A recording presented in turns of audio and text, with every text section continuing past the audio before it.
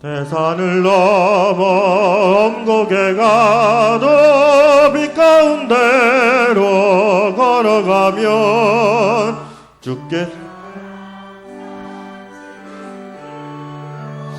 약속한 말씀 변치 않네. 하늘의 영광 나의 맘속에 차고도 넘쳐 할렐루야를 힘차게 불러 영원히 주를 찬양하리. 캄캄한 밤에 다닐지라도 주께서 나의 길 되시고 나에게 밝은 빛이 되시니 길 잃어버릴 염려 없네. 하늘의 영광 나의 맘속에 차고도 넘쳐 할렐루야를 힘차게 불러 영원히 주를 찬양하리. 그 빛 마음에 받아 찬란한 천국 바라보고 할렐루야를 힘차게 불러 날마다 빛에 걸어가리. 하늘의 영광 나의 맘속에 차고도 넘쳐 할렐루야를 힘차게 불러 영원히 주를 찬양하리. 아멘. 찬송가 453장 한 장 더 찬양하겠습니다. 찬송가 453장입니다.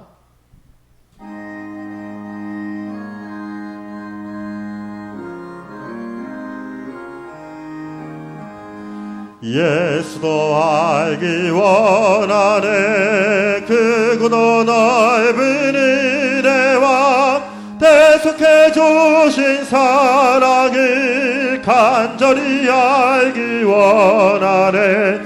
내 평생의 소원 대속해 주신 사랑을 간절히 알기 원하네.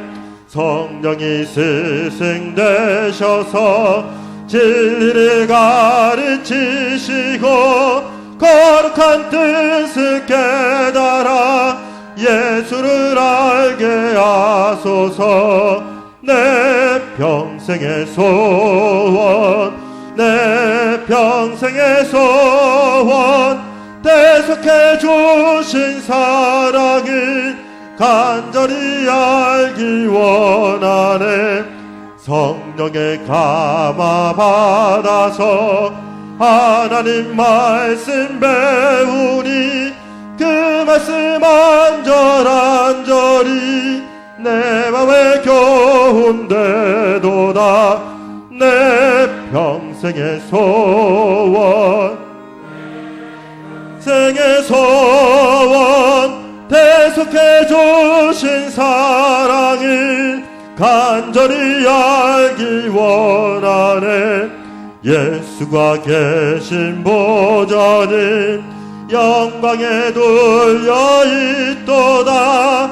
평화의 왕이 오시니 그 나라 왕성하도다. 내 평생의 소원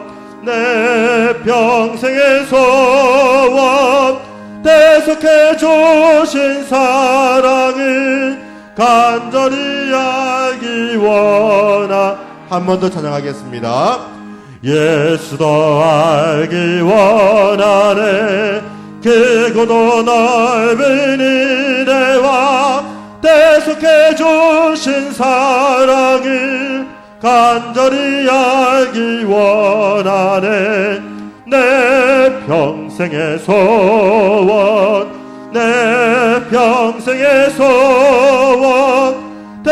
대속해 주신 사랑을 간절히 알기 원하네. 성령이 스승되셔서 진리를 가르치시고 거룩한 뜻을 깨달아 예수를 알게 하소서.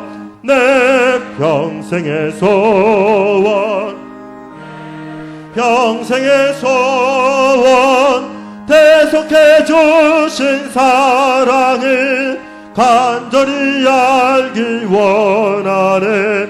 성령의 감화 받아서 하나님 말씀 배우니 그 말씀 안절안절이 내 맘에 교훈되도다. 내 평생의 소원, 내 평생의 소원, 대속해 주신 사랑을 간절히 알기 원하. 다 같이 일어나서 4절 찬양하겠습니다. 예수가 계신 보좌는 영광에 눌려 있도다. 평화의 왕이 오시니 그 나라 왕성하도다. 내 평생의 소원, 내 평생의 소원, 대속해 주신 사랑을 간절히 알기 원하네.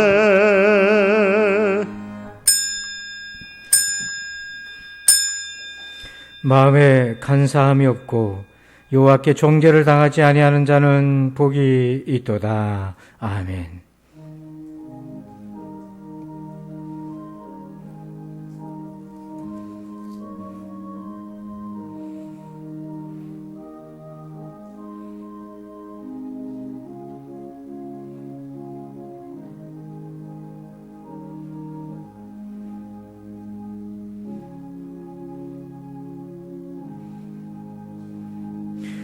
우리의 마음을 보시는 하나님을 찬양합니다. 오셔서 우리의 마음을 깨끗하게 하여 주시옵소서. 우리의 마음을 신실하게 하여 주옵소서. 오늘도 예수님의 이름으로 예배하며 주께 나아갑니다. 주님, 우리 가운데 임하여 주시고 우리를 꼭 만나 주옵소서. 예수님의 이름으로 기도합니다. 아멘. 우리 다 함께 찬송가 29장을 찬양 드리겠습니다.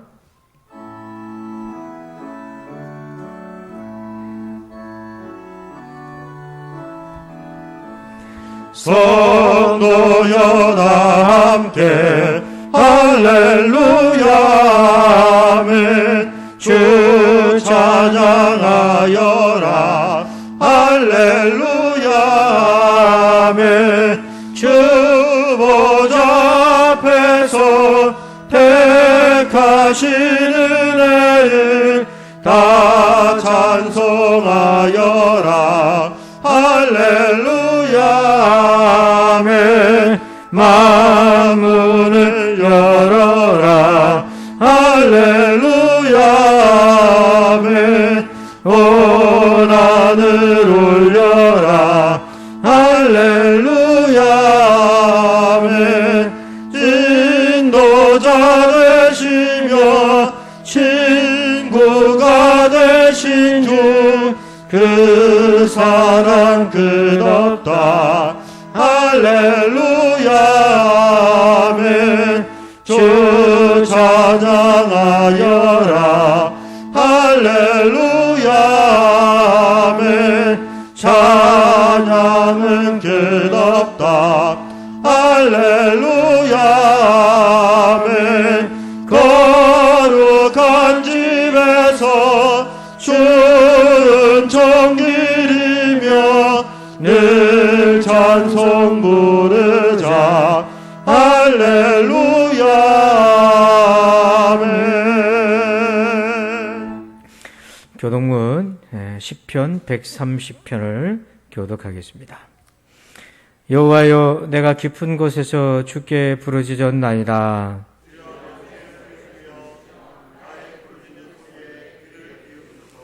여호와여 주께서 죄악을 지켜보실진대 그러나 사유하심이 주께 있음은 나 곧 내 영혼은 여호와를 기다리며 파수꾼이 아침을 기다림보다 내 영혼이 주를 더 기다리나니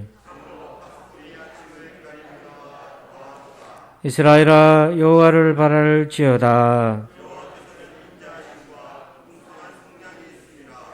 그가 이스라엘을 그의 모든 죄악에서 속량하시리로다. 아멘.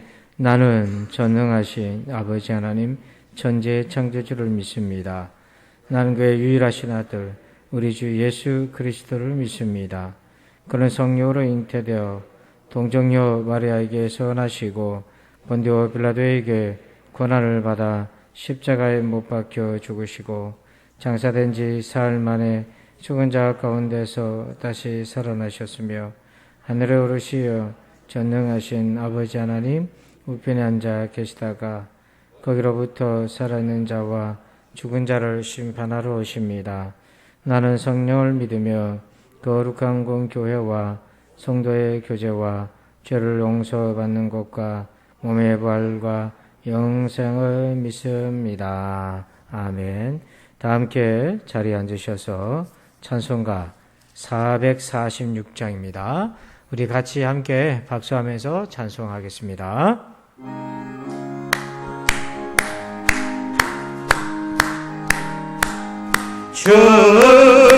춘성에는 참 기쁨 없도다.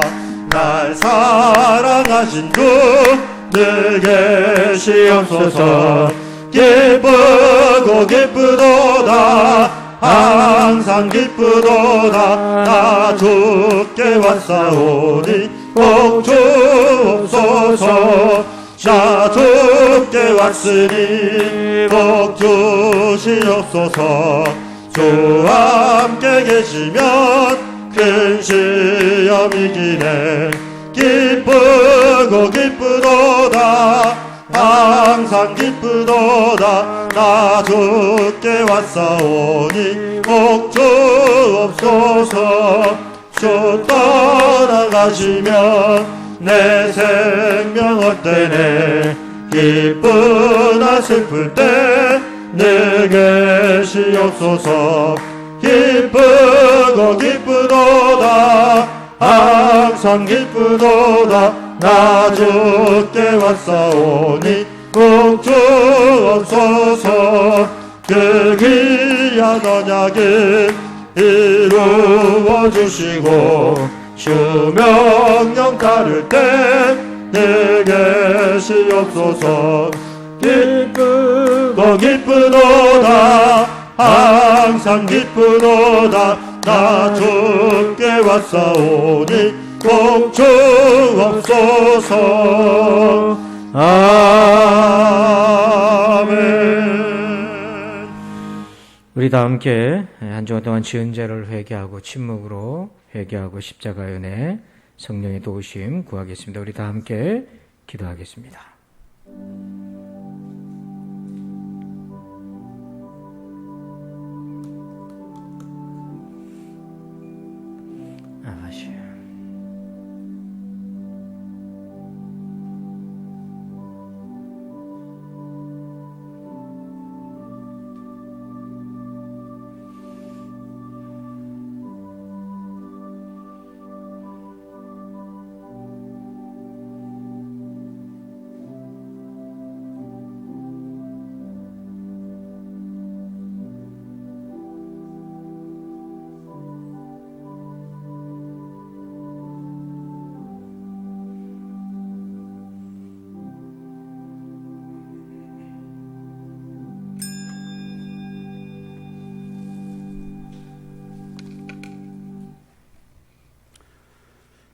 저희를 언제나 사랑하시는 아버지 하나님, 거룩한 주일에 저희들을 부르셔서 모이게 하시고 예배하게 하시니 감사합니다. 영광을 받으시기 합당하신 아버지 하나님, 찬양과 경배의 영광을 돌리옵나이다. 우리 예배를 받아 주시옵소서. 아버지 하나님, 지난 한 주간의 삶을 되돌아보며 한 주간 주님과 동행한 시간이 얼마나 되었는지 생각합니다.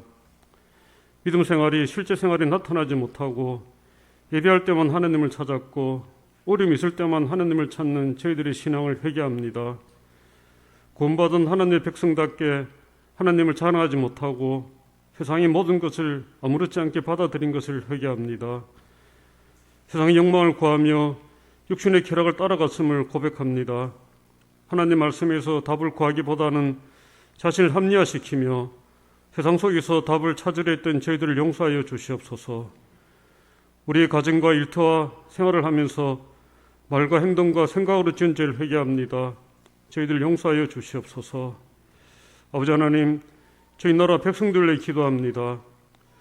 코로나 바이러스 델타 변이로 인하여 감염이 심각하게 확산되었고 저희들이 생각했던 대로 감염의 저지가 되지 않았습니다. 그럼에도 불구하고 이 모든 것이 하나님의 계획이 있음을 믿습니다. 언제나 저희들의 생각을 뛰어넘으사 모든 것을 협력하여 손으로 이끄시는 아버지 하나님, 백신 공급의 어려운 문제들을 해결해 주시옵소서. 아버지는 그래도 치사율이 처음보다는 낮아지게 하심을 감사합니다. 빠른 기간 내에 치료제가 반드시 개발되어서 감염이 되어도 위험한 상황에 빠지지 않게 하여 주시옵소서. 하나님, 저희 나라와 백성들을 긍휼히 여겨 주시옵소서. 나라의 소상공인들과 자영업자들의 기도를 들어주시옵소서. 하나님, 방역을 일선에서 지휘하는 공무원들에게는 지혜를 더욱 주셔서 감염에 대처하는 새로운 정책들이 나오게 하시옵소서. 하나님, 더 어려운 상황에 부딪히게 되더라도 홍해 앞에서 이스라엘 백성들의 기적을 베푸신 것처럼 저희들에게도 기적을 베푸사 희망을 가지게 하여 주시옵소서. 저희 교회와 성도들을 기도합니다.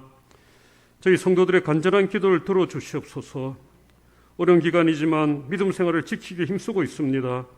예배와 찬송 생활의 회복이 가까운 날에 이루어지도록 도와주시옵소서. 하나님, 감염의 오명을 쓰지 않게 예배 방역 경각심을 가지고 지키게 하시며 질병으로 인하여 치료 중인 성도들에게는 하나님께서 허락하신 모든 것을 동원하여서 치료가 되게 하여 주시옵소서. 요양병원에 입원 중인 성도들에게도 은혜를 베풀어 주시옵소서. 특별히 이곳에서 예배하는 어르신 성도들을 기도합니다. 어르신 성도들의 신앙생활을 저희들이 본받게 하시며 여름철 고온과 감염 위험으로부터 보호해 주시며 맑은 정신을 주시고 신체의 기능이 더 이상 나빠지지 않게 성령님 동행하심과 보호하심이 끝까지 함께하여 주시옵소서. 하나님 또한 청년들의 믿음 생활이 벗어나지 않도록 도와주시며 저들을 축복하여 주시옵소서. 평생을 동행하여 주시옵소서. 아버지 하나님, 목사님과 늘 함께하여 주시옵소서. 성령님께서 담임 목사님 늘 지켜 보호하여 주시옵소서. 목사님 가정을 보호하여 주시옵소서. 자녀들의 장래는 하나님께서 인도하여 주시옵시며 예배와 말씀을 준비하는 시간에 동행하셔서 말씀의 근원이 마르지 않도록 늘 공급하여 주시고 성령 충만한 말씀을 저희들에게 전하게 하여 주시옵소서. 하나님 또한 신방할 때는 지치지 않는 건강을 허락하여 주시옵소서. 예배를 기도합니다. 하나님, 먼저 저희들의 마음의 밭이 정결하게 가꾸게 도와주시옵소서. 이 예배에 임하신 하나님을 느끼게 하시옵소서. 저희는 예배만 집중하게 하시옵고 저희들이 찬송할 때 영광 받아주시고 말씀 대할 때는 감동 있게 하시며 꼭 열매가 맺어지게 하시옵소서. 들은 말씀은 가정과 이웃에 전하며 빛과 소금을 충실히 하며 정직히 사는 저희 성도들이 되게 하여 주시옵소서. 하나님, 태국의 신앙 공동체 교회를 건축하는 일 진행하는 이영진 선교사님을 기도합니다. 바리새에 감염되지 않게 하시고 건강을 지켜주시옵소서. 어려운 문제가 발생하지 않도록 하시며 하나님께서 교회를 건축하는 일을 끝까지 지켜주셔서 지어지는 교회를 통하여 복음이 널리 퍼지게 하여 주시옵소서.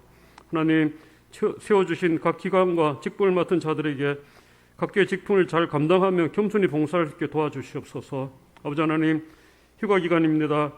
먼 길을 오가는 성도들의 운전대를 붙잡아 주셔서 여정이 어려움이 없도록 지켜주시옵소서.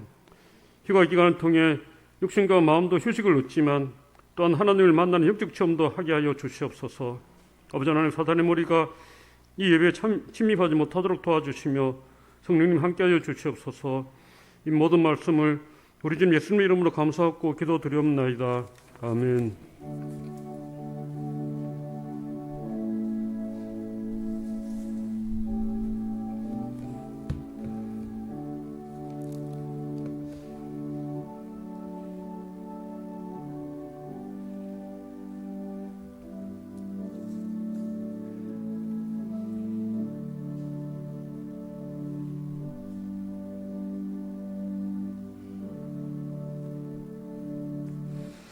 이 시간에는 교회 소식을 말씀드립니다. 좌우에 계신 성도들과 인사하겠습니다. 반갑습니다. 인사할까요?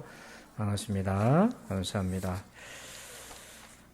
네, 오늘은 오순절 후 11번째 주일로 지키고 있습니다.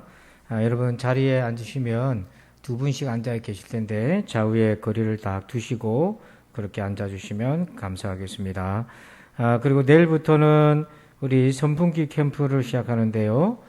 이게 뭔가 우리 지금 비대면으로 랜선 성지순례를 이번 한 주간 동안 진행합니다.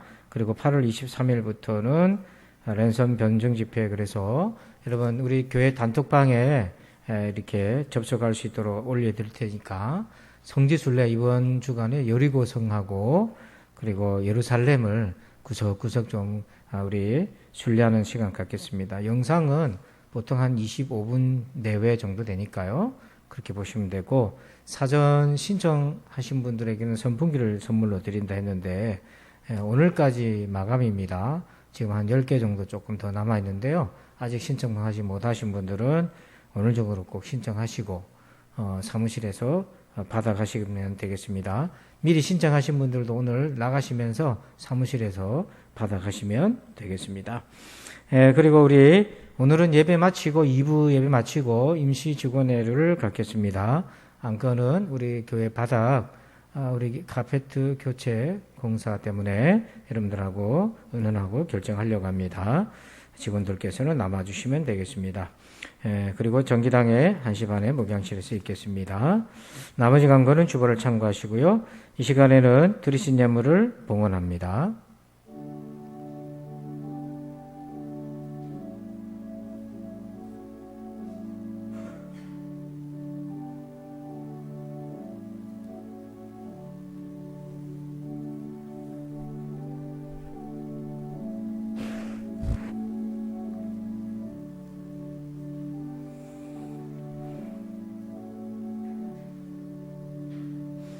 기도하겠습니다. 주여, 아직도 우리의 믿음에는 불순물이 많이 있습니다.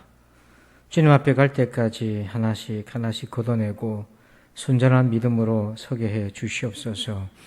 사랑하는 우리 부산진 성도들이 일주일도 수고의 땀방울을 흘리면서 아버지 하는 소득과 결실을 주님 앞에 올려드립니다. 하나님 아버지 올려드린 11조와 감사와 또 주일 예물을 하나님 기뻐 받아 주시옵소서. 이 모든 것이 하나님이 주신 복인 줄 믿고 고백합니다. 아버지, 이 믿음의 고백을 하는 귀한 우리 성도들에게 하나님 앞으로도 그 복이 넘치게 도와 주시옵소서. 우리가 썩어질 육체를 위해서도 이렇게 열심히 일하는 것처럼 썩지 않을 영원한 생명을 위하여서 더욱더 열심히 믿음의 생활을 전진케 하여 주시옵소서. 하나님, 우리 사랑하는 성도들에게 복을 내려 주옵소서. 믿음과 건강과 자녀와 사업의 복을 주시옵소서. 감사합니다. 모든 영광을 주님 홀로 받으시옵소서. 감사하며 예수님의 이름으로 기도합니다. 아멘. 오늘 주시는 말씀 보겠습니다. 구약성경 시편 51편 6절에서 17절입니다. 시편 51편 6절에서 17절입니다.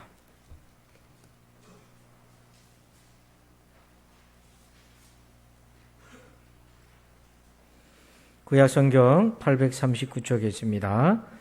우리 화면도 참고하시고요. 6절부터 17절을 교독하겠습니다.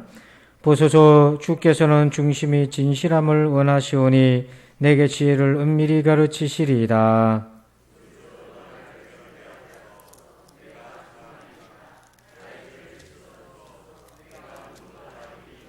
내게 즐겁고 기쁜 소리를 들려주시사 주께서 꺾으신 뼈들도 즐거워하게 하소서.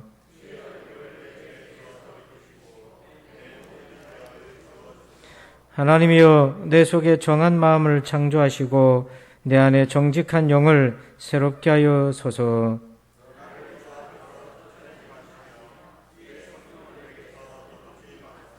주의 구원의 즐거움을 내게 회복시켜 주시고 자원하는 심령을 주사 나를 붙드소서.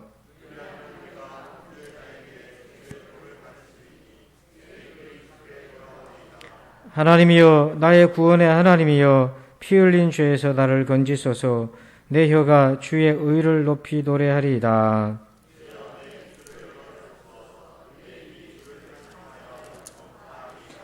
주께서는 제사를 기뻐하지 아니하시나니 그렇지 아니하면 내가 드렸을 것이라. 주는 번제를 기뻐하지 아니하시나이다. 하나님께서 구하시는 제사는 상한 심령이라. 하나님이여 상하고 통회하는 마음을 주께서 멸시하지 아니하시리이다. 아멘. 할렐루야. 자, 오늘 말씀의 제목을 같이 한번 읽어볼까요? 시작. 네. 여러분, 사이다를 공짜로 마시는 법이 있습니다. 잘 들어서 공짜로 마시기를 바랍니다.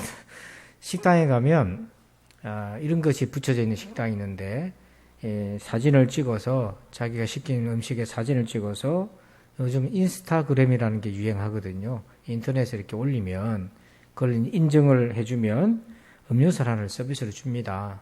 그래서 음료수 하나도 사 먹으려면 돈 1,000원 이상 줘야 되니까 그 사진 한 장만 찍어주면 뭐 사이다 콜라 하나 마시니까 좋잖아요. 근데 거기까지는 좋은데 이제 사이다 마시러 간 건 아니고 밥 먹으러 간 거잖아요. 음식을 주문했는데 이름값 유명세와 비슷하게 맛이 있으면 좋은데 유명세와 달리 맛이 없어요. 그럼 어떻습니까? 마음이 실망스럽잖아요. 사이다가 문제가 아닌 거예요. 실망스러워요. 자, 그런 것처럼 우리 그리스도인들도 그럴지 모른다는 겁니다. 교회 다닌다고 괜찮은 사람인 줄 알고 기대했는데 이렇게 실제로 겪어보고 만나보니까 별로 그렇지 않다는 느낌을 세상 사람들이 받을 수도 있고 또 우리도 그렇게 받았을 수도 있지 않습니까? 왜 이런 차이가 생길까요? 우리가 어떻게 하면은 정말 하나님의 자녀다운 자녀, 예수 믿는 사람다운 그런 그리스도인으로서 변화하고 또 이렇게 성장할 수 있겠습니까? 자, 우리 그 답을 한번 보십시다. 6절 말씀이에요. 같이 읽습니다. 시작. 보소서 주께서는 중심이 진실함을 원하시오니. 아멘. 하나님은 우리에게 뭘 원하신다고 되어 있습니까? 중심이 진실하시기를 원한다는 거예요. 중심의 진실함을 원하십니다. 여기서 중심은 마음을 얘기하는 거거든요. 그러니까 하나님이 원하시는 것은 우리 마음이 진실하길 원한다. 신앙생활이라는 것은 바로 이 마음을 가꾸는 거거든요. 이 마음을 진실하게 가꾸는 겁니다. 요즘은 보이는 것이 중요한 시대가 되었잖아요. 우리가 요즘 카톡은 다 하니까 카톡 프로필 사진도 올릴 때에 이왕이면 남들 볼 때 여러분이 행복하게 잘 살고 있는 것처럼 비춰줄 수 있는 사진 한 장씩 올리잖아요. 주로 여행 갔던 사진을 올리기도 하고 물론 이제 저도 그렇기도 한데요. 자, 이렇게 하다 보면은 연출이 어느 정도 되잖아요. 실제로 내가 살아가는 삶과 그보다 조금 더 편집해서 좋게 보이기를 원할 수 있습니다. 그래서 이 시대는 보이는 것이 참 중요한 시대가 됐습니다. 그런데 신앙생활은요, 보이지 않는 부분을 더 중요하게 다뤄야 되는 겁니다. 그게 바로 우리 마음을 진실하게 가꾸는 일인 거예요. 그래서 신앙생활을 잘하는 사람일수록 마음이 진실하게 가꾸어져 가고 있는 겁니다. 자, 그런데 이 마음을 진실하게 가꾼다는 것은 참 쉽지 않아요. 왜냐하면 마음이라는 게 눈에 잘 안 보인단 말이에요. 내 마음 나도 모른다는 거예요. 가려져 있어요. 왜냐하면 우리가 이 마음의 중심의 진실함을 살피고 가꾸려면 반드시 나를 알아야 되고 특히 내 죄도 알아야 되고 내 허물도 알아야 됩니다. 여기서 죄라고 하면 도덕적인 개념뿐만 아니라 하나님을 믿지 않는 것으로 인해 파생된 모든 것들을 총체적으로 일컫는 거예요. 또 하나님을 믿는다 하더라도 부분적으로 믿는 거 있잖아요. 이런 부분은 하나님을 잘 믿지만 이런 부분에서는 내가 타협하고 있는 것들, 이런 것들이 우리 마음에 계속 떠돌아다니고 있어요. 그러면서 우리 마음의 진실함을 자꾸 갉아먹는 겁니다. 자, 그러면 이렇게 우리 마음에 감춰져 있는 것을 어떻게 볼 수 있습니까? 자, 먼저 우리 3절 한번 읽어볼까요? 시작. 무릇 나는 내 죄가를 아오니 내 죄가 항상 내 앞에 있나이다. 아멘. 여러분들은 이 3절 말씀에 어떻게 아멘이 되십니까? 다윗이 그렇게 고백해요. 나는 내 죄가를 압니다. 그리고 내 죄가 항상 내 앞에 있습니다. 내 죄가 항상 내 앞에 있다는 것은 내가 어떤 사람인지를 늘 알고 깨닫고 있다는 거잖아요. 이게 깨어 있다는 거거든요. 자, 그런데 실제로 다윗은 지금 오늘 말씀에서는 깨어 있음을 강조하지만 실제로 다윗이 살아갈 때는 어땠나? 다윗도요, 자기 죄를 모를 때가 너무 많았어요. 정말 심각한 건 뭐냐면 죄를 범할 때가 아니라 죄를 범하고 난 이후에 자기 죄를 모를 때가 정말 심각한 겁니다. 그게 정말 무서운 거예요. 자, 다윗이 부하장수 우리아가 있었는데요. 우리아가 정말 충성스러운 부하장수였습니다. 그래서 이 부하장수의 우리아의 아내를 빼앗고 이 충성스러운 이 우리아를 사지로 내모입니다. 그래서 하살바지로 내몰아요. 전쟁터에 최전선에 내몰아서 자기 죄를 덮기 위해서 우리아를 죽게 만든 겁니다. 이런 비참한 죄까지 다윗이 나아갔는데도 모릅니다. 자기 죄를 몰라요. 실제로 죄가 자기 앞에 있는데도 못 봅니다. 영적으로 잠든 상태고 눈이 감긴 상태였어요. 그런데 지금은 안다. 내 죄가 항상 내 앞에 있다. 이렇게 고백해요. 다윗이 어떻게 각성하고 자기 죄를 알게 되었습니까?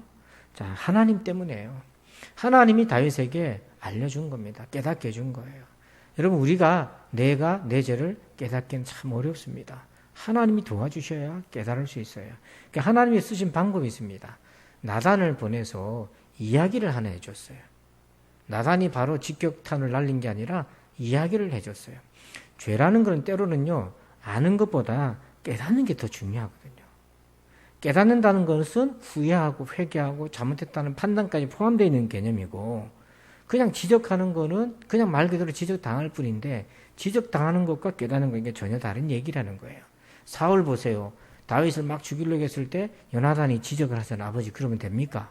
근데 사울은 어디에 우악 하면서 오히려 창을 자기 아들 죽이려고 막 던지고 그렇게 되잖아요. 이게 이제 지적을 당하면 반응이 이런데, 사울이 나중에 깨닫습니다. 깨달으면 이게 창을 거두게 되는 거거든요. 그래서 지적당함과 깨달음은 전혀 다른 얘기인데, 하나님이 다윗을 깨닫게 해주셨어요.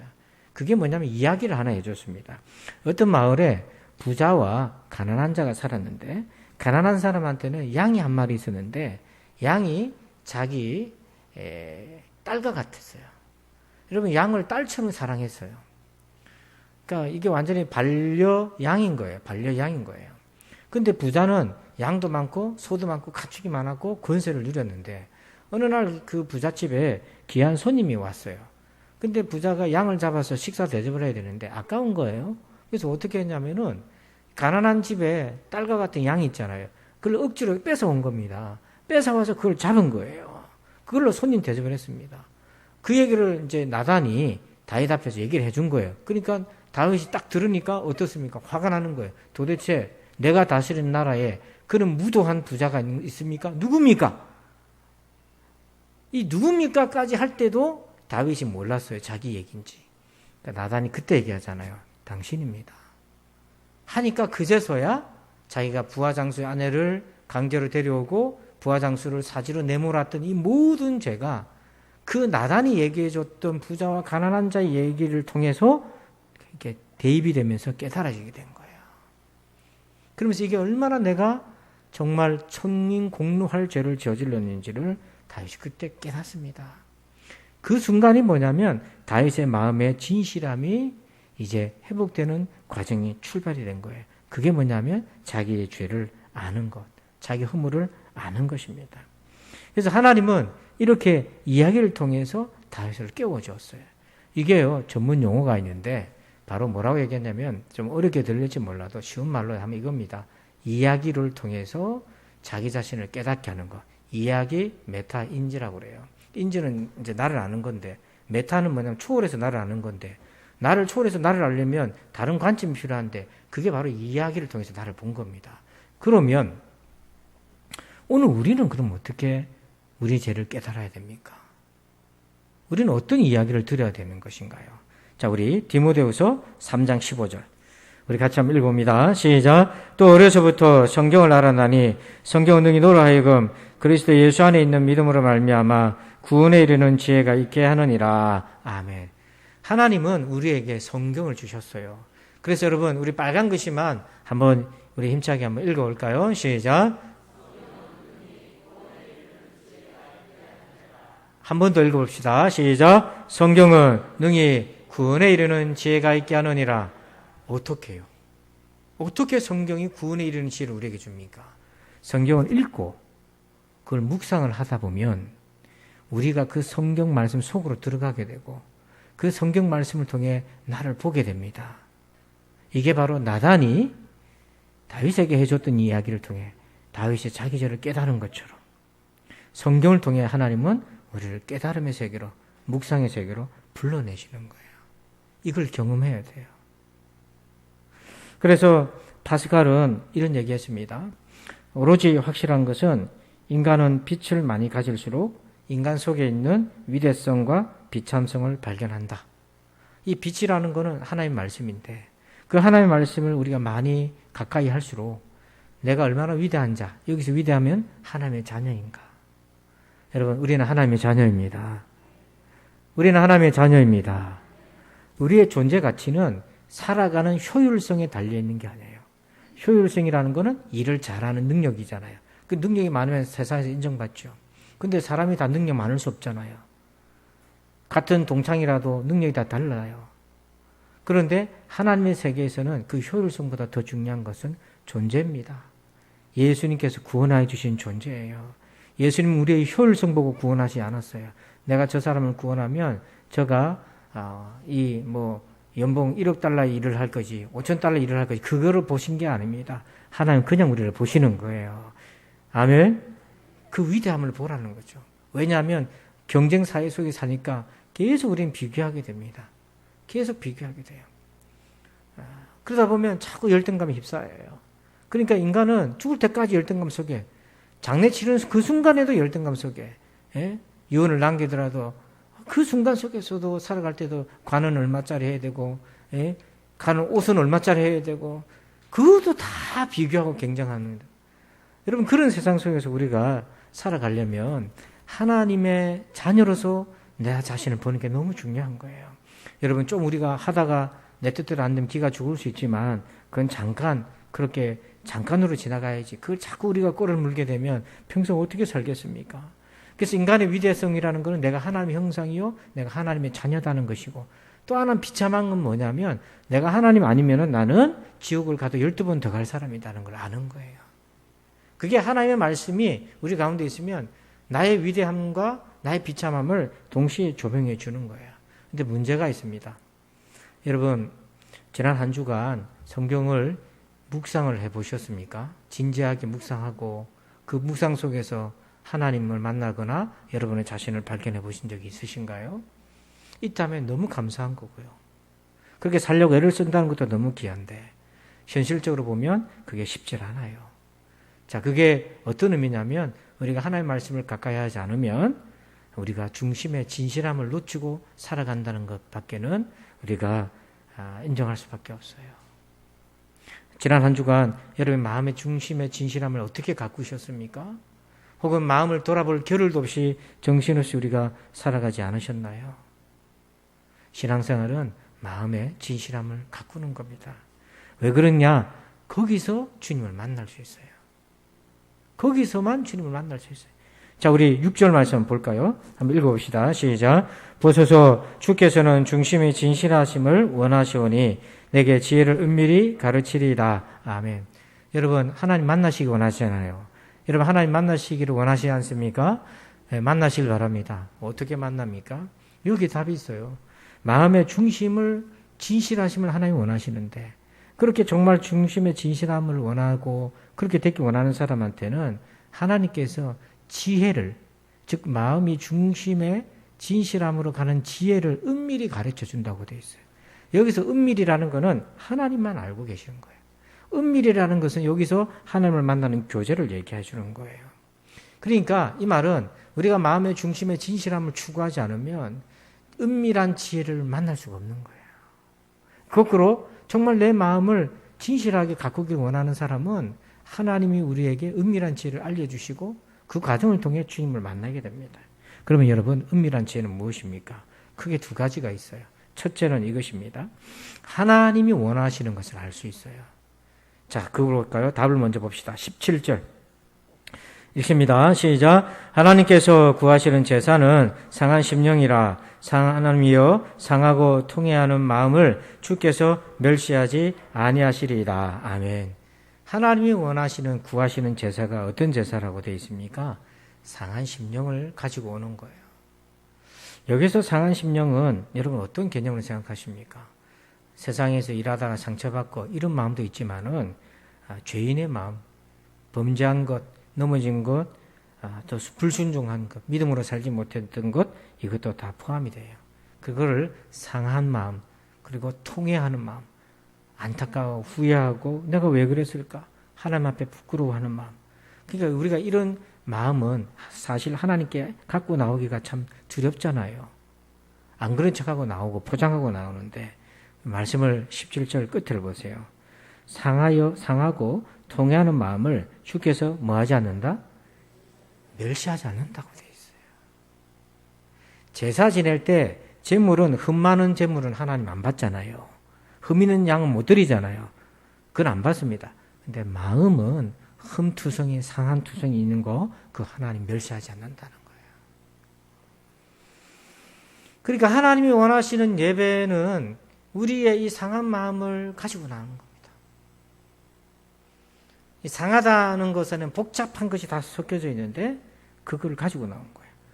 그러니까 여러분 우리가 카톡이나 이런 데 올릴 때 사진 올릴 때 연출을 해도 괜찮은데 하나님 앞에서는 연출 자체가 불가해요. 하나님 다 하시는데 뭐 있는 그대로 마음을 그대로. 오늘 하나님은 우리 마음을 어떻게 보실까? 우리 상태를 우리가 어떻게 보고 있을까? 예레미야 6장 14절 한번 읽어볼까요? 시작. 그들이 내 백성의 상처를 가볍게 여기면서, 자, 상처를 어떻게 여기고 있다고 돼 있어요? 가볍게 여기다. 그거는 지도자든 또 백성이든 모두가 상처를 지금 가볍게 여긴다. 남들 다 그런 거지. 뭐. 살다 보면 다 그런 거지. 가볍게 여긴다. 근데 이게 문제라는 거예요. 이 가볍게 여기는 이 태도가 정말 문제라는 거예요. 왜? 하나님이 보실 때는 어떻게 보여지는가? 12절, 30장 12절 시작. 여호와께서 이와 같이 말씀하시니라. 네 상처는 고칠 수 없고 내 부상은 중하도다. 하나님 보실 때 우리의 상처는 어떤 상태라고 되어 있습니까? 고칠 수가 없고 중태다. 여러분 하나님은 우리 마음의 상태가 이게 치료가 안 되고 중태인데 우리는 가볍게 여기고 산다는 거예요. 그러니까 하나님이 기뻐하는 예배가 안 된다는 거죠. 그러니까 우리 마음의 상태를 내가 보는 것과 하나님이 보시는 것과의 격차가 너무 큰 거예요. 우리는 감기 정도로 생각하는데 하나님이 보실 때는 이거 치료가 안 되는 거다. 여러분 하나님이 치료가 안 된다 할 정도의 심각한 상태라는 거예요. 하나님이 치료하실 수가 없어서 그런 것이 아니라 그 정도로 지금 문제가 있다는 거예요. 그러니까 상한 마음은 뭐냐면 바로 이렇게 하나님이 보시는 그런 마음을 인정하고 갖고 나오는 겁니다. 내가 나를 고칠 수 없고 내 병은 정말 심각한 것이다라는 각성이 필요한 거예요. 사실 이렇게 예배드린 사람이 한 사람이 있었습니다. 누가복음 18장 14절을 읽어보겠습니다. 시작. 내가 너희에게 이르노니 이에 저 바리새인이 아니고 이 사람이 의롭다 하심을 받고 그의 집으로 내려갔느니라. 자, 세리가 예배를 드렸어요. 성전에 가서 예배를 드렸는데 예배를 드리고 내려갈 때는 어떻게 내려갔다고 되어 있습니까? 이 사람이 의롭다 하심을 받았다. 이 말은 죄를 용서받고 하나님과의 관계가 회복이 되고 하나님께 인정받고 내려갔다. 여러분들도 예배를 마치고 나아갈 때 이런 경험이 있기를 축복합니다. 이게 있어야죠. 민숭하면은 예배를 드린 건지 안 드린 건지 모르면 이거 안 되잖아요. 의롭다함을 받고. 그러면 도대체 이 세리는 어떻게 예배를 드렸길래 하나님으로부터 의롭다함을 받았을까? 자, 13절입니다. 같이 읽습니다. 시작. 세리는 멀리 서서 감히 눈을 들어 하늘을 쳐다보지도 못하고 다만 가슴을 치며 이르되 하나님이여 불쌍히 여기소서 나는 죄인으로서이다 하였느니라. 아멘. 여러분, 세리가 하나님 앞에 상한 마음을 가지고 나온 그 진심의 모습을 한번 보세요. 13절을 눈으로 한번 다시 읽어보세요. 여러분이 세리다 그러고 한번 그대로 따라서 해보십시오. 멀리 서서 감히 눈을 들어 하늘도 못 보고 가슴을 치고 하나님 앞에 불쌍히 여겨달라고 나는 죄인이라고. 무슨 죄를 세리가 지었길래? 세리가 도대체 무슨 죄를 지었길래? 여러분 여기서 세리를 삭개오로 연결시키지 마세요. 삭개오는 세리 중에서도 저 끝에 아주 그냥 악한 죄인이고 여기서의 세리는 그렇지 않아요. 우리가 똑같은 사람이에요. 그럼에도 불구하고 무엇 때문에 이렇게 가슴을 치게 됐나? 세리로서 자기 그 직업은 맡은 세금, 부과된 세금만 거두면 되잖아요. 그런데 그 계산을 하다 보니까 권한이 있는데 자기 권한으로 사리 사욕을 채울 기회가 참 많았던 거예요. 실제로 제 주변 지인 중에 사업을 하는 분이 있는데 이분이 세금을 이제 세금 조사를 받은 거예요. 누가 신고해가지고 탈세를 이렇게 받았는데 조사를 딱 나왔는데 이게 뭐 콧구멍만한 가게인데도 세금 조사 딱 하니까 세금이 얼마가 나오면 1억 이상이 나온 거예요. 지금 장사도 한다는데 1억 이상의 세금을 딱 받았어요. 이걸 내려니까 감당이 안 되는 겁니다. 그래서 세무서에 가서 사진 얘기를 하니까 참 우리도 어쩔 수가 없습니다. 신고가 들어오면은. 근데 그런 것도 누가 신고를 했는지 하여튼 그래가지고 그럼 어떤 방법이 있습니까? 이걸 갚아나가려면. 이런 방법 저런 방법 얘기하는데 세무사 직원이 하도 딱하니까 이것도 공정파 지금 방송돼가지고 또 오해받을라. 이제 뭐라 했냐면 그냥 막 한 5년 동안 이름 바꿔가지고 장사해서 이러더라는 거예요. 그게 무슨 얘기인가 들어봤더니 사업자 명의를 바꾸고 한 5년 지나면은 이게 흐지부지해지고 안 해도 된다 그런 얘기를 해주는 거예요. 그래서 그렇게 해줍니까? 물어보니까 목사님 제가 안수집사인데 그러면 되겠습니까? 해가지고 재산 있는 거 정리해가지고 빚을 갚아가고 있다더라고요. 세금 내고 있다더라고요. 잘했다고. 그 세무사 직원도 너무 안타까우니까 그런 방법을 알려준 거 아닙니까? 거꾸로 해보세요. 얼마든지 더 뜯어낼 수 있는 거예요. 얼마든지 부과된 것 이상으로 세금을 더 먹을 수도 있고 사리사욕을 채울 기회가 2000년 전이니까요. 얼마든지 가능하지 않았겠어요. 또 돈이 오가는 현장에서 돈의 힘을 알잖아요. 하나님과 재물 중에 그 재물을 더 의지하는 마음이 수시각각 자기한테 올라오는 겁니다. 그러니까 그 마음이 갈등이 얼마나 왔다 갔다 했겠어요. 근데 하나님 앞에 나올 때 자기가 가지고 있는 권력을 가지고 권한을 가지고 조금 더 뜯어내서 사리사욕 채우고 싶었던 마음 또 그렇게 했는지도 모르고 또 자기가 정말 하나님을 믿는다 하면서도 재물을 더 의지하고 돈 없이 어떻게 우리가 삽니까? 그런데 살다 보니까 하나님보다 거기도 우선순위를 가버리니까 그런 마음이 막 부끄럽고 갈등이 생기고 근데 그거를 주일날 올 때에 없는 것처럼 포장하고 온 게 아니라 그걸 가지고 하나님 앞에 있는 그대로 갖고 온 거예요. 하나님 내가 지금 이렇습니다. 지금 하나님 내 마음이 이래요. 하나님 나 어떻게 하면 좋겠습니까? 너무 하나님 부끄러워요. 여러분이 하나님이라면 그런 마음을 갖고 나온 성도가 있고 아무렇지도 않고 딱 덮고 그냥 별일 없는 것처럼 그렇게 나온 다 아는데 하나님 다 아는데 그런 성도가 있다면 누구의 예배를 받으시겠어요? 이스라엘이 망했을 때 예배가 없었던 게 아닙니다. 예배의 횟수로 따지면 지금보다 더 많아서 우리보다. 그런데 왜 망했습니까? 하나님이 제사를 안 기뻐한다고 돼 있잖아요. 왜 망했습니까? 제사 문제가 아니었어요. 마음이 문제였어요. 이 마음을 갖고 나와야 예배를 통해 치유가 되고 회복이 되는데 그게 없으니까 예배를 1000번, 10,000번 드려도 안 바뀌고 계속해서 그 상태로 더 가고 시간이 지날수록 더 사람이 더 두꺼워지고 딱딱해지게 돼버렸다는 거예요. 여러분 단 한 번이라도 상한 마음을 가지고 예배를 한번 드려보세요. 하나님이 이 마음을 원하시는 겁니다. 왜 원하실까요? 그러면 도대체 이 마음을 가지고 나온 사람만이 받는 은혜가 있기 때문에요. 그 은혜가 두 번째 이것입니다. 2번 보니까요. 제목 한번 읽어봅시다. 시작. 죄를 씻으시는 하나님. 자, 우리 7절 같이 읽습니다.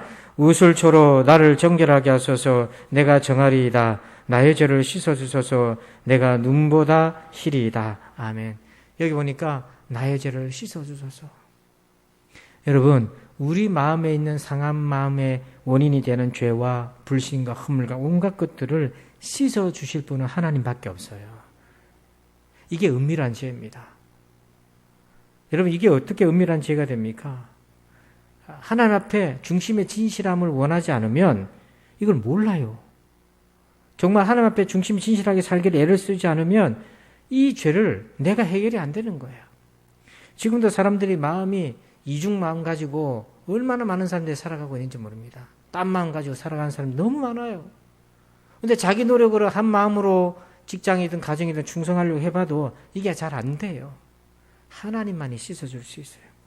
우리는요, 이 세상에서 어차피 피해자나 가해자나 둘 다 가지고 삽니다. 나는 피해만 받는 피해자가 아니고 남을 아프게 한 가해자도 되고요. 나도 모르게, 알고도 모르고도 그렇게 하고요. 또 나도 피해자도 되고 그렇게 상처 속에 삽니다. 이게 막 뒤섞여 있어요. 왜냐하면 타락한 세상에 살아가는 세상이고 인간이기 때문에 예수 믿는다 하더라도 불완전하고 아직도 연단되어야 되고 하다 보니까 허물도 많고, 그러니까 우리가 불가피하게 서로 주고받고 살아요. 그게 막 우리 마음에 들어와서 상처기가 되고 고통이 됩니다. 이거 어떻게 해결해요? 이 고통스러운 해결이 안 되는 부분에 대해서 섹스피어가 문학 작품인 맥베스라고 하는 작품을 통해서 이렇게 표현했는데, 맥베스는 신하입니다. 영주인데 왕을 암살하고 자기가 왕이 돼요. 근데 그 과정에서 왕을 암살하는 과정에서 피투성이 되도록 이렇게 이제 죄를 짓게 되는데요. 왕이 되고 난 다음에 권세를 가졌으니까 편안해야 되잖아요. 안 편한 거예요. 잠을 못 자요. 죄 때문에, 죄책감 때문에. 그때 이제 자기 주치의를 막 부르는데 이렇게 호통을 칩니다. 그 대사가 이래요. 그것을 고치라고 했잖소. 마음속에서 슬픔의 뿌리를 캐고 기억에서 뿌리 깊은 근심을 뽑아낼 수는 없는가? 상쾌한 망각의 약을 써서 마음을 짓누르는 독소를 일시에 제거하란 말이다. 이 맥베스가 왕이 돼서 죄를 해결을 못하니까 주치의 보고 막 소리를 지릅니다. 남 탓을 합니다. 약을 가져오란 말이야. 약을. 내 마음을 짓누르는 독소를 일시에 제거할 약을 가져오란 말이야. 그래서 약이 없어요.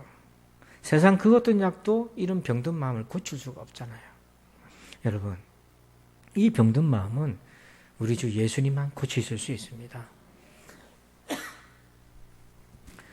그것 때문에 예수님이 십자가에서 죽으신 거예요. 이게 바로 은밀한 지혜입니다. 이게 은밀한 지혜예요.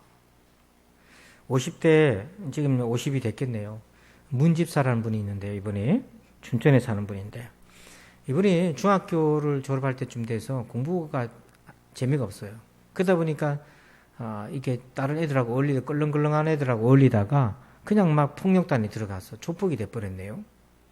그러다 보니까 돈은 필요하니까 마약에 손을 대고 자기도 마약에 중독이 되고 3일을 물도 안 마시고 마약에 쩔어서 살기도 했고 그랬대요. 그러다 보니까 돈이 필요하니까 도박장을 운영을 하고 잘 되는 듯 싶은데 마약 산다고 돈 다 나가고 돈 떼이고 그러다가 마지막에는 사채까지 했습니다. 그래서 우리가 막 영화나 이런 데서 보듯이 사람을 악랄하게 괴롭히는 사채업자가 돼버린 거예요. 그러면서 타락하는 그 과정에 가정은 깨지고 부인하고 이혼하고 그렇게 처참한 인생을 살고 하고 있었어요. 근데 어느 날 이혼한 아내한테 전화가 옵니다. 전화 왔는데 갑자기 전화 와서는 대짜고짜 이렇게 얘기하더래요. 하나님이 살아계셔. 예수님을 믿고 부활하신 예수님을 꼭 믿어야 돼. 전화로 전도하더래요. 그래서 오랜만에 만나가지고 밥은 잘 먹고 있나 잘 지내냐가 아니라 처음부터 하나님 얘기 예수님 얘기하니까 신경질이 나가 전화 좀 끊고 다시는 전화하지 말라고 그랬답니다. 근데 여러분 그러고 나서 전화를 끊고 나니까 이 사람 마음이 흔들리기 시작하는데 자기가 지은 죄가 자꾸 생각이 나는 거예요. 여러분 중학교 때부터 싸움거리를 해서 사채업자까지 왔으니 여러분 얼마나 많은 죄를 지었겠어요. 그리고 그거를 덮고 살아가려니 그 마음은 얼마나 힘들었겠어요. 그러니까 자기가 지은 죄가 자꾸 생각하면 괴로워 죽겠던 거예요. 그래서 며칠 있다 부인한테 다시 전화해가지고 네 있는 곳에 좀 가면 안 되나? 네 다니는 교회 좀 가면 안 되나? 그러니까 부인이 얼마나 좋아했겠어요. 오라고. 그래서 3일은 부인 있는 데 가서 교회 다니고 주말엔 가서 또 올라와서 사채 받는데 그 3일은 교회 다니면서 조용하게 거룩하게 살고 올라와서 또 마약하고 이 이중생활을 한 거예요. 그러니까 신앙생활이 되겠습니까? 그 어느 날 이래가 되지 않겠다 싶어가지고 딱 접고 돈 떼인 거 다 포기하고 그래 이제 부인 쪽으로 내려와서 신앙생활 제대로 하려고 내려왔는데 설교를 듣는데 귀에 안 들어오는 거예요. 귀에 안 들어와. 근데 자기도 하나님 만나고 싶은데 어느 날 목사님이 설교 시간에 회개에 대해서 얘기하는데 그게 마음에 탁 와닿았어요. 그래서 그때부터 아, 내가 회개하면 예수 믿겠구나, 만나겠구나. 그래서 회개를 했답니다. 지난날 지은 죄를 계속 회개를 하는데 막 정말 자기가 죄인 같고 막 미칠 것 같은 거죠. 그런데도 불구하고 뭔가 허전하더래요. 회개는 하는데 이게 뭐지?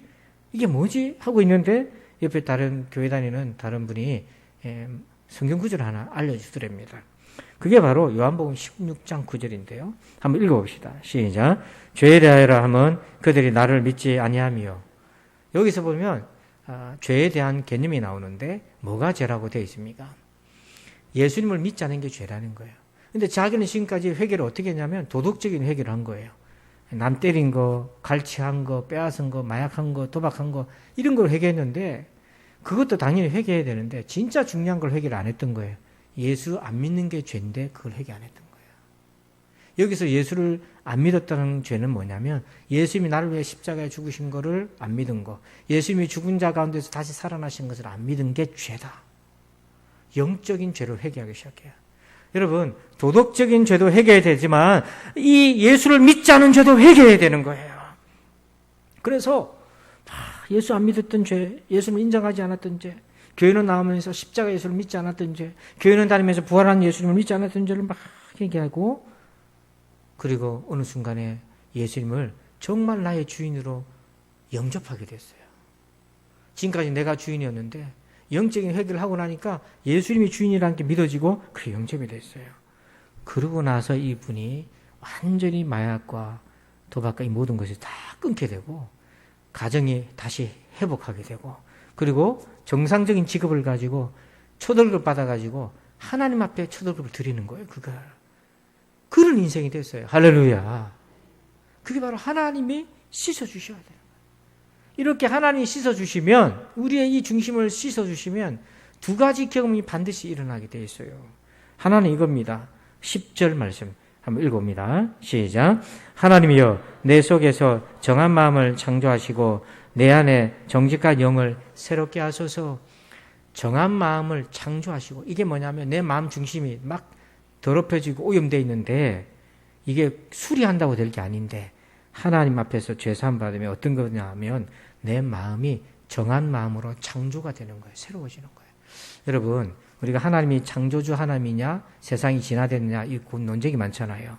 하나님을, 창조주 하나님을 만나는 가장 중요한 것은 내 마음이 새롭게 개선되는 게 아니고요, 창조되는 경험을 하셔야 돼요. 여러분, 살다 보면 잘 보세요. 마음을 새롭게 창조하는 것하고 세상에 건물 세우고 산을 옮기고 하는 것하고 어느 것이 더 쉽습니까? 살아보신 분들을 얘기해 보세요.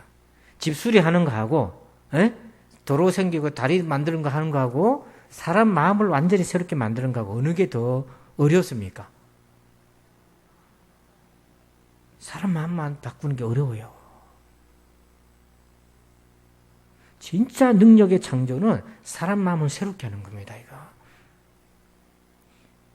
여러분, 사람 때문에 속썩이는 자녀들 때문이나 또 뭐 가정에서 이렇게 직장에서 여러분 시달려 본 분들은 이게 얼마나 강한지를 알아요. 이게 얼마나 중요한 일인지.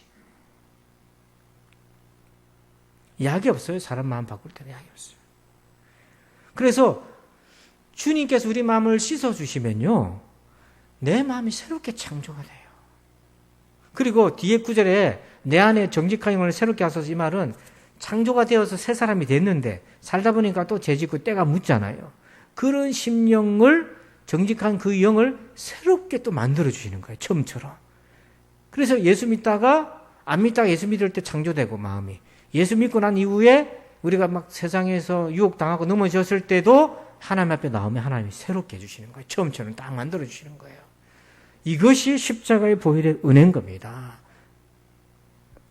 이걸 경험한 사람이 있어요.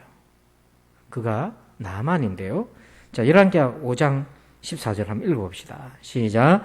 나만이 이에 내려가서 하나님의 사람의 말대로 요단강에 7번 몸을 잠그니 그의 살이 어린아이 살같이 회복되어 깨끗하게 되었더라. 아멘. 자, 문둥병이 나병이 생겼어요. 피부병이. 아토피 알아보신 분들 얼마나 고생스럽습니까? 그런데 그게 깨끗하게 애기살같이 나았어요. 새롭게 된 거잖아요. 여러분, 뭐 성형외과에서 경험하는 거 아니잖아요. 이게 새롭게 깨끗하게 애기살처럼 됐어요. 근데 중요한 거는 죄사함, 죄 씻음 받은 것이 이렇게 몸이 깨끗해진 걸로 끝난 것이 아니라 나만의 그런 마음은 어떻게 됐을까 하는 거예요. 자, 여러분, 깨끗해진 몸을 입은 나의 마음은 어떻게 변했는가? 15절. 여러분들 마음을 읽어주십시오. 시작.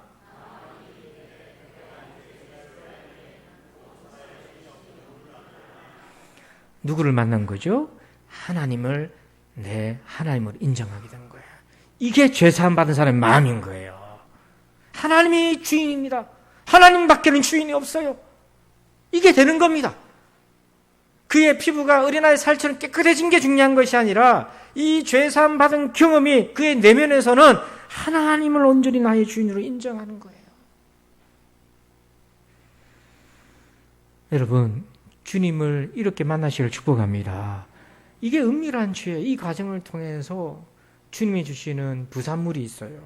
그게 시편 오늘 본문 12절을 읽어봅니다. 시작. 주의 구원의 즐거움을 내게 회복시켜 주시고 자원하는 심령을 주사 나를 붙드소서. 아멘. 우리 마음에 구원의 즐거움이 생겨요. 여러분, 즐거움이란 단어 앞에 구원이라고 되어 있는데 그 구원 빼고 다른 것도 많이 들어가잖아요. 먹는 즐거움, 보는 즐거움, 뭐 수영하는 즐거움 다 들어갈 수 있죠. 재밌는 거 보면 영화 보는 즐거움 다 있어요. 근데 평생 살면서 그런 것들이 가득 찼는데 구원의 즐거움은 이게 처음인 거야. 근데 즐거움을 비교해 보니까 다른 것이 가져다 주는 육신적인 즐거움과 이 구원의 즐거움은 비교가 안 되네. 이 말이 좀 알아들려지는 은혜가 있기를 축원합니다. 그래서 예수님이 이 즐거움을 비유로 얘기했어요. 그게 마태복음 13장 44절. 읽습니다. 천국은 마치 밭에 감추인 보화와 같으니 사람이 이를 발견한 후 숨겨두고 기뻐하며 돌아가서 자기의 소유를 다 팔아 그 밭을 사느니라. 아멘. 여러분, 여기 보니까 이 사람이 기쁨을 발견했는데 밭에 감추어진 보화를 발견했어요. 그래서 가지고 있는 모든 걸 팔아서 그 밭을 샀어요. 가지고 있는 거 다 팔고 그 밭 한 덩어리만 있어. 밭 한 덩어리만 있는데 마음이 어떤 상태라고 돼 있어요? 대답을 좀 하세요. 어떤 상태라고요? 그러니까 있는 차도 집도 다 팔고 밭만이다, 밭만. 밭에 텐트 치고 앉아있다고 생각해보세요. 그냥 극단적으로 표현하면. 남들은 저 사람 왜 저러고 살지? 근데 밭에 텐트 치고 앉아있어. 밑에 바닥에 보화가 딱 있거든. 아무도 모르는데 텐트 안에 손자서 좋아가지고 낄낄대고 있는 거예요. 왜 좋냐면 천국 보화가 있거든. 여러분, 이것이요 신앙의 신비입니다. 다른 거 별거 없는데도 예수님이 계시니까 다른 거 별거 없는 거에 눈이 가는 게 아니라 예수님이 있는 것으로 기쁜 거예요. 바울이 그랬잖아요. 자기 행복해지려고 시민권, 로마 시민권, 학력도 가지고 다 열심히 했는데, 종교적으로 열심히 했는데, 인정도 받고 다 했는데, 예수님 만나고 보니까 그거 다 쓸데없더라. 다 냅둔 거죠. 그거 다 냅두고 예수님 하나만 붙들고 살잖아요. 근데도 자기는 행복한 거예요. 근데 그 행복이 예전의 행복과 비교할 때 색깔과 무늬도 틀리고 가치도 틀린 거예요. 지금 우리가 이렇게 고개를 끄덕하고 아멘이 되지만 또 세상에 나가면은 세상 사람들하고 어울리다 보면 비교하다 보면 내가 가지고 있는 밭에 감추인 보화가 보화로 안 보일 때가 너무 많아. 그래서 말씀을 자꾸 들어야 되는 거예요. 그래서 깨어 있어야 되는 겁니다. 안 그러면 또 자요. 목회자인 저도 그래요. 똑같습니다. 사람은 세상에 반응하기 때문에. 그래서 오늘 여러분 인스타, 카톡 이런 데 우리 프로필 올라간다고 생각해 보세요. 맨 마지막에 있습니다. 사진이. 프로필이 다 올라간다고 생각해 보시면 거기에 여러분의 신앙생활을 올렸다고 생각해 보세요. 그럼 남들이 볼 때 이 사람 신앙생활 열심히 하고 있구나 이렇게 보일 수 있잖아요. 얼마든지 우리가 연출할 수 있어요. 근데 그게 실제 내 모습과 얼마나 일치할까. 그래서 오늘 시편 51편 6절 우리 같이 한번 읽어봅시다. 화면 보고요. 시작. 보소서 주께서는 중심이 진실함을 원하시오니. 보소서. 성도 여러분 보소서. 주님은 중심이 진실함을 원하신다. 그래서 힘들고 어려울 때 중심을 돌봐야 돼요. 여러분 마음을 챙기셔야 돼요. 그래서 오늘 이 중심을 잘 가꾸셔서 여러분 마음을 잘 살피셔서 하나님으로 여러분 충만하시고 주님과의 깊은 교제가 있어서 이 힘든 시간을 잘 이겨나가시기를 주의 이름으로 축원합니다. 아버지 하나님 감사합니다. 주님께서는 중심이 진실함을 원하신다 말씀하셨는데 하나님 지난 일주일 동안 내가 나의 마음을 살필 겨를도 없이 살았나이다. 오늘 이 말씀을 통해 도전받으며 내 마음을 살피게 하여 주시옵소서. 이 마음을 살피며 살 수 있도록 도와주시옵소서. 예수님의 이름으로 기도합니다. 아멘. 우리 다 함께 자리에 일어나셔서 성령 1장을 찬송하시겠습니다.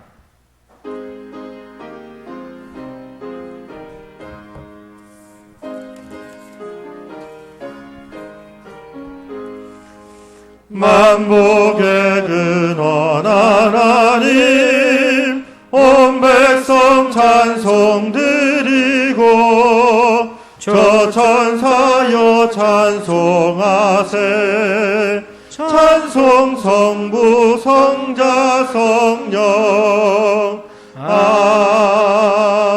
아멘. 이제는 우리 구주 예수 그리스도의 은혜와 하나님 아버지의 그 크신 사랑하심과 성령님의 감화 감동 교통의 충만하심이 역사하심이 오직 중심이 진실함을 원하며 그렇게 하나님 앞에 살기를 소원하는 우리 모든 성도들 위해 이제부터 영원토록 함께 계실지어다. 아멘.